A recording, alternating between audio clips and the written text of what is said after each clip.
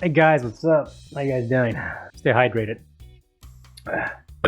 Now, like in the world of Joe, I like to go to the movie theaters, often. It's kind of like a weekly thing for me, actually. But there are times where I can't keep up, whether I get sick or go traveling or just some bullshit happens. So sometimes there are movies that I kind of like to slip by me, because obviously the movie, usually depending on the movie, it can only be in the theaters for like a couple of weeks, 1 week, or a month, or if it's popular, then it comes back, whatever, right? But this is one of the movies that I didn't get to see in the movie theaters, right? Saltburn. It came out in November, everywhere Thanksgiving.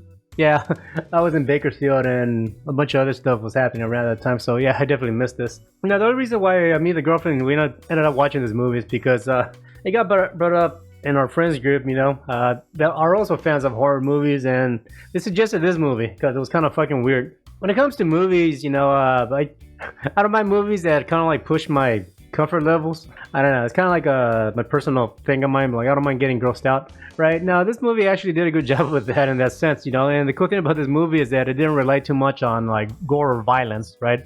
In the sense of like grossing you out. It's more like the overall concept of what's going on in this movie. Like the main character in the center here, I believe it's Harry Cogan.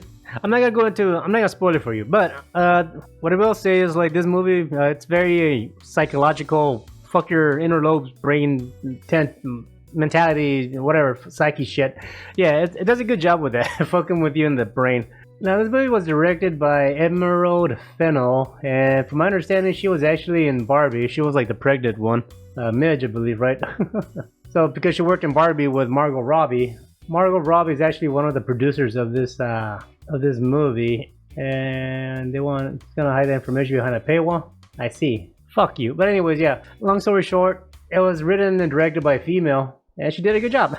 So, of course, because it was written and directed by female, this movie does a good job of fucking your feels and making you uncomfortable and shit like that. And like something that gets pushed a lot in this movie is your comfort levels of homosexuality. So if you have a discomfort of homosexuals, then yeah, this movie would definitely push that boundary for sure. Which is kind of odd, because like the main characters for the most part don't come off as gay, but that topic, emotional, whatever is present. I don't know, it's kind of weird. Like I said, it's a good psychological thriller. It fucks with your brain. So if you're like an individual that doesn't care or not anti-homo, but for obviously you don't want to see porn of guys getting fucked in the ass, so you're straight.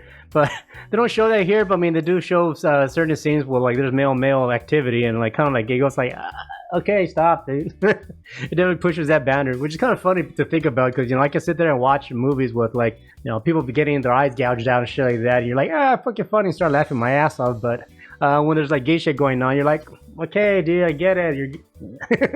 It's like, yeah, that weird comfort level gets pushed. It's funny. But anyways, I suggest this movie if you're up for a challenge, depending on the kind of person you are. But if you're the type you don't like horror movies or gross stuff or just any kind of discomfort movies, then yeah, definitely avoid this guy. But it's really good. I really like this movie, right? And I suggest it. I think we saw it on Netflix or on Prime. I'm not exactly sure, but I'm sure you'll find it. It's definitely worth a rent. Alright guys, that's all I got to say. Thanks for hanging out with me for a bit. Talk to you later. Peace.